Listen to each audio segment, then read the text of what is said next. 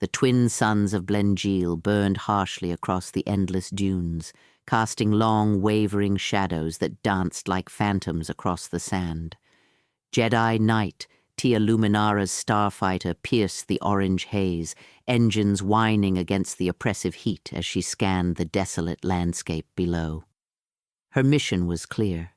Retrieve her fellow Jedi, Sasha Vendark, whose distress beacon had been intercepted by a group of Wookiees on the planet's surface. Yet something about the readings unsettled her. The signal was strong, almost too deliberate, as if it were drawing her into a trap. Tia's boots sank into the gritty sand as she landed near the coordinates, the wind whipping her cloak around her legs. The wreckage of Sasha's ship lay half-buried, jagged metal jutting like broken teeth. She drew her lightsaber, its azure blade humming softly, and called out, "Sasha, can you hear me?" A voice replied, muffled but resolute. "Tia! Over here!" Tia pushed through the debris, finding Sasha tending to a Wookiee who had clearly intercepted the signal before they arrived. "Looks like your rescue wasn't exactly private," Sasha remarked, brushing sand from her armor. "The Wookiees found the beacon first. I think they saved us from walking straight into a minefield."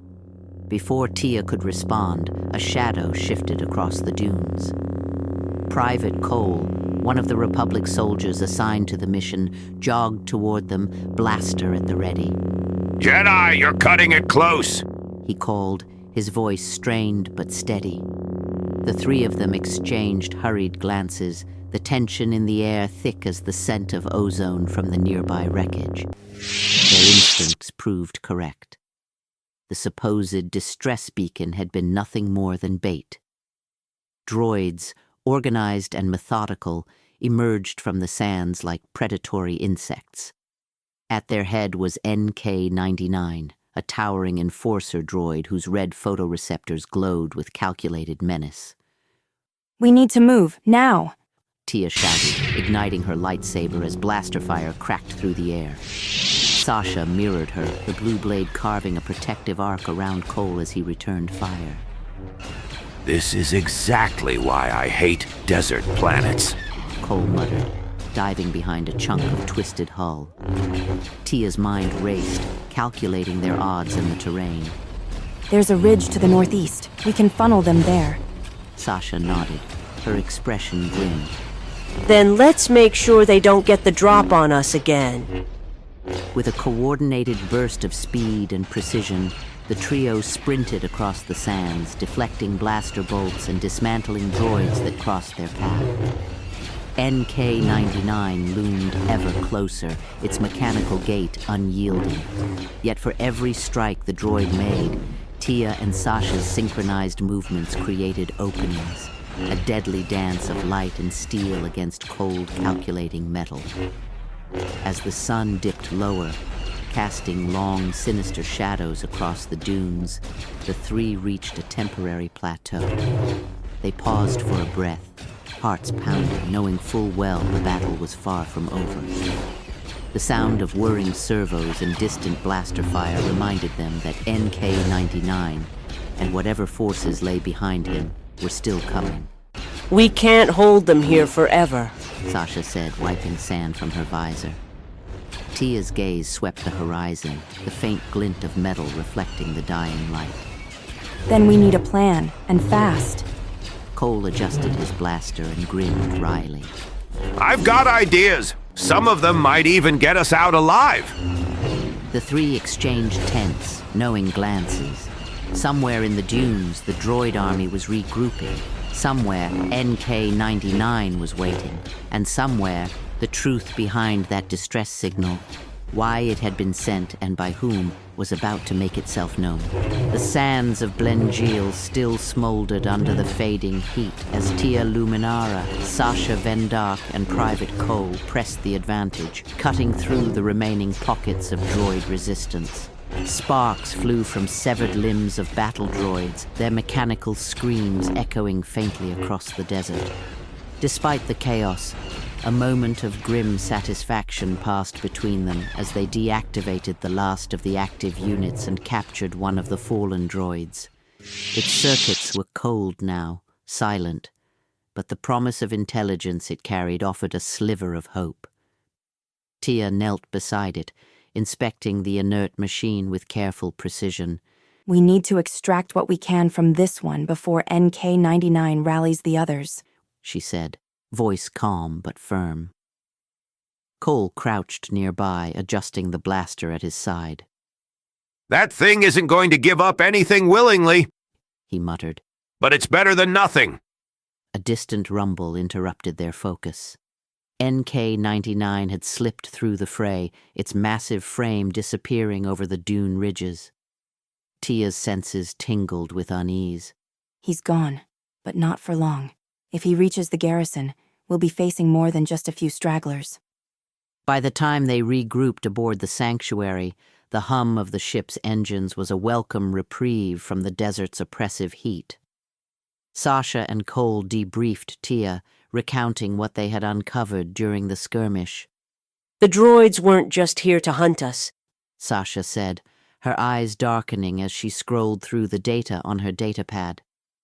They've been running a biological labor camp for months. Prisoners, forced to work on things. We don't know exactly what, but the scale is bigger than we expected. Cole added grimly. They've fortified the site, but they're planning something. Maybe moving prisoners, maybe evacuating them. Either way, they'll be in trouble if we don't stop it. Tia's jaw tightened as she absorbed the report. Then we don't have a choice, she said. I'll go with you. Cole, you're on the ground with me. Sasha, you provide overwatch and air support from the sanctuary. Keep your sensors active and don't let anything slip past. Sasha gave a curt nod, her fingers already dancing over the ship's control panels. We'll cover you, but don't expect me to hold back if things get messy, she warned, a sharp edge to her tone that betrayed her worry. Cole smirked, though it didn't reach his eyes. Messy is kind of our specialty, isn't it? Tia allowed herself a brief, tired smile before turning back to the viewport, the dunes stretching endlessly below. Stay sharp. The droids won't make it easy. And NK-99, he's still out there. We can't underestimate him. As the sanctuary dropped in altitude, the wind whipping past the hull, a shadow flickered across the desert floor. Somewhere in the distance, the droid garrison was already mobilizing. The mission ahead was clear, but the dangers and the unknown horrors of the labor camp waited to test them. The moment Tia and Cole set foot on the barren outskirts of the labor camp, a storm of blaster fire greeted them. Sparks erupted from the sand and metal fragments as droids swarmed with uncanny coordination, their movements sharp and premeditated.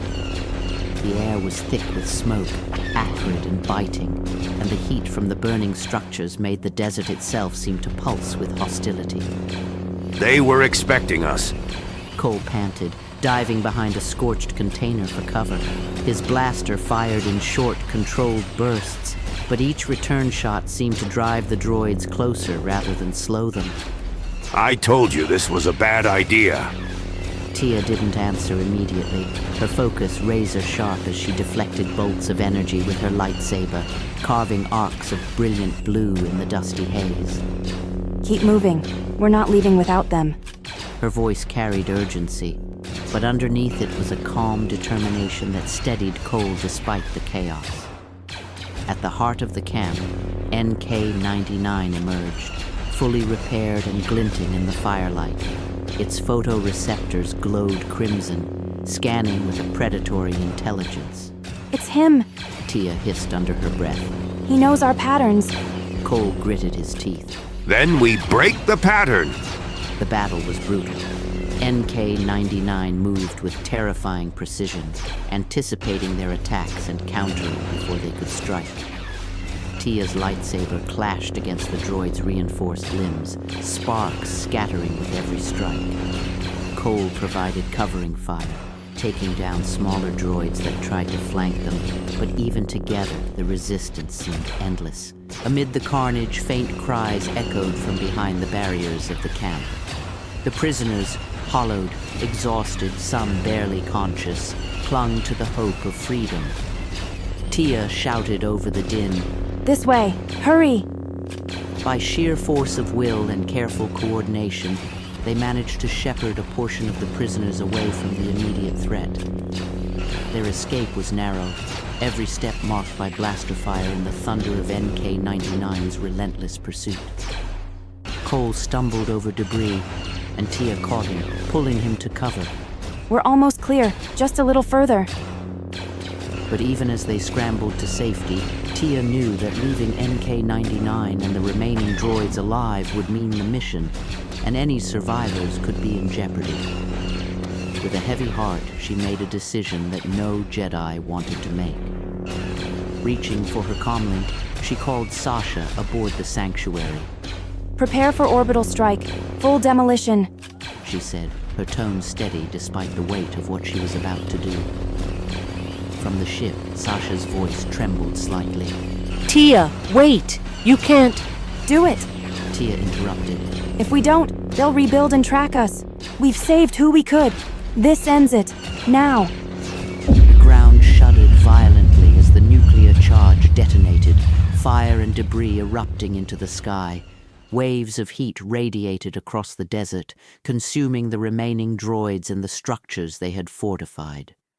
The camp was obliterated in a blinding inferno, leaving only scorched earth and smoke curling toward the twin suns. Tia and Cole staggered to a dune overlooking the devastation, their breaths ragged, clothes scorched and dirt-streaked. Cole wiped soot from his face. We did what we had to. Tia's gaze lingered on the smoldering ruins. Yes, but at what cost? Her voice was quiet, almost lost in the wind. Neither spoke for a moment, the weight of survival and the lives they couldn't save hanging heavy between them. Somewhere in the distance, beyond the haze of smoke and fire, the desert remained, silent for now, but full of unknown dangers yet to emerge. The sanctuary streaked across hyperspace, leaving Blenjeel and its scorched deserts far behind. But the sense of unease lingered like a shadow over the cabin. Tia Luminara hovered near Cole's stretcher, her hands pressed against his wounds as she tried to stem the bleeding. His breaths were ragged, each inhalation a sharp reminder of how close they had come to losing him. Stay with me, Cole. She urged softly, her voice firm but gentle. Just a little longer. You're going to make it. Cole attempted a weak grin, one eye barely opening. You, Jedi, and your pep talks? Almost makes me wish I could punch you for it. He croaked, voice strained. Almost. Tia allowed herself a fleeting smile despite the exhaustion clawing at her. Focus on staying alive, she said. That's your job right now. Hours later, the sprawling canopies of Kashyyyk came into view, the green forests stretching endlessly beneath the shimmering light of the sun filtering through the leaves. The sanctuary descended through the dense branches, weaving between colossal rocher trees until it finally landed at a hidden clearing. Despite the beauty of the world below, Tia's attention never wavered from Cole, whose condition had not improved. Once inside the medbay, the Republic healers worked quickly, hauling Cole onto a biobed as sensors beeped urgently. Tia remained at his side, though exhaustion pressed heavily against her shoulders. Even as medics tended to him, her own minor injuries began to throb insistently. She hesitated only briefly before allowing herself to be placed on a biobed for treatment. I'll be fine, she insisted, though the medics ignored her protests, their focus on stabilizing her as well. Sasha lingered nearby, arms crossed, her expression grim. You two never make things easy, do you? She said, voice quiet but tinged with worry. First the desert, then that camp, and now this. You could have both been dead before we even got here. Tia's gaze didn't leave Cole's face. We were doing what we had to and we made it. This far. The medbay hummed with quiet activity, the only sounds the soft whirring of medical droids and the distant murmur of the Kashyykian forest outside. Yet beneath the calm, an undercurrent of tension lingered. Somewhere beyond the trees, through space and shadow, the warning signal of a photoreceptor glinting red in the dark marked the presence of a familiar, relentless threat. NK-99 had survived, and this was not the end. Darth Necris stood at the cliff's edge, arms folded tight against her black armor, the wind clawing at her cloak as the endless oceans of Kashyyyk churned below. The waves smashed themselves against the roots of the Rosha trees far beneath her, a ceaseless, angry rhythm that matched the pulse in her veins. The treaty burned in her thoughts like acid, parchment and signatures, Jedi platitudes dressed up as peace, peace, forced at the edge of a blade. Her lips curled as if the word itself tasted rotten. Behind her, boots scraped against stone. Derek O'Malley stopped a respectful distance away and bowed his head, careful not to meet her gaze for too long. My lady, He said, measured and deferential. the envoys have departed back to their residences. The Jedi believe the agreement will hold. They're already congratulating themselves. Necris did not turn. Her voice cut through the sea air, low and sharp. Why are you still polluting my presence with your foul stench? The words dripped with contempt, each syllable a deliberate wound. She tilted her head just enough to acknowledge him without granting him the dignity of eye contact. I did not summon you to report on Jedi self-congratulation. That much is inevitable, like rot. Derek stiffened, swallowing whatever reply had first come to mind. Of course, He said carefully. I only thought you'd want confirmation that they swallowed the lie. They think this treaty shackles us. He paused. They think you compliant. That earned a sound from her, half laugh, half snarl. Necris finally turned, eyes blazing with cold amusement. They think because I signed their precious treaty, I bent the knee. Her fingers flexed as if she were imagining them around a throat. The Jedi cling to ink and ceremony. They mistake restraint for surrender. She stepped closer, her presence pressing down on him like a physical weight. And Malric? He thinks himself clever for agreeing to this farce. He believes unity makes us strong. Derek dared to look up then, curiosity flickering behind his caution. You disagree? I despise him for it. Necris hissed. Darth Malric would chain us to the Jedi's delusions, call it strategy, and smile while they sharpen knives behind his back. Her gaze drifted back toward the sea, voice lowering, thick with venom. He believes betrayal will come from them. The fool never once considered it would come from me. Silence stretched, heavy and electric. The ocean roared below as if urging her on. Derek felt a chill crawl up his spine. Then, our next move? He asked. If we break the treaty openly, We won't. She snapped, cutting him off. Not yet. A slow, dangerous smile curved her lips. We will honor it just long enough for the Jedi to relax, for Malric to feel secure in his own genius. And then I will carve the truth into them all. She glanced sideways at Derek, eyes narrowing. The Jedi will fall, shocked and indignant to the last, and Malric will learn what it costs to mistake ambition for dominance. Derek bowed his head again, deeper this time. as you command, my lady. Necris turned away from him, dismissing him as easily as one might dismiss an insect. Go! She said coldly.